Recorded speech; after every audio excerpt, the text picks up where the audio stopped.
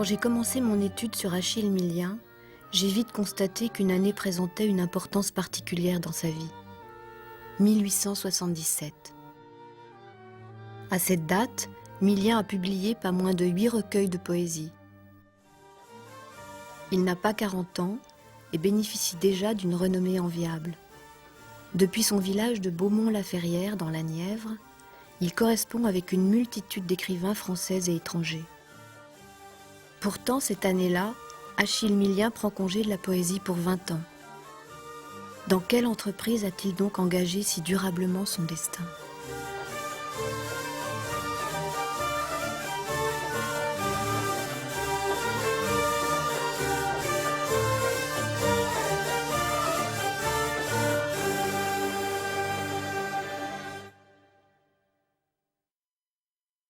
De cette année 1877, Achille Millien écrira plus tard. Je me suis mis à récolter les chansons, les contes, les légendes, toute la somme des traditions populaires encore survivantes sur le territoire de l'ancienne province du Nivernais. Pour lui, c'était vouloir sauver de l'oubli tout un pan de la culture populaire de son pays. Aujourd'hui, je m'aperçois qu'en réunissant ainsi l'ensemble de ses collectes, le projet de Millien était de faire éditer une sorte d'encyclopédie du Nivernais traditionnel. Malheureusement, de son vivant, il n'aura publié que 3 volumes de chansons. Il en avait prévu 9. Lune, lune, ma bonne lune, tu ne t'en rameras donc pas. Lune, lune, ma bonne lune, tu ne t'en rameras donc pas. À partir de 1882, Millien fait plus encore.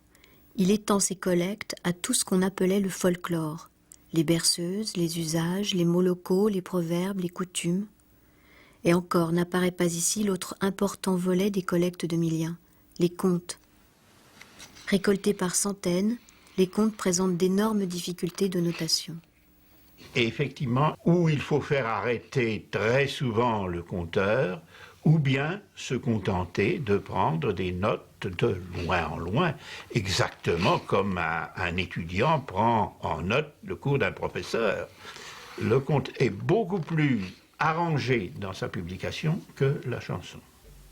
Mais arrangé, dans le sens remis en un français lettré, mais pas.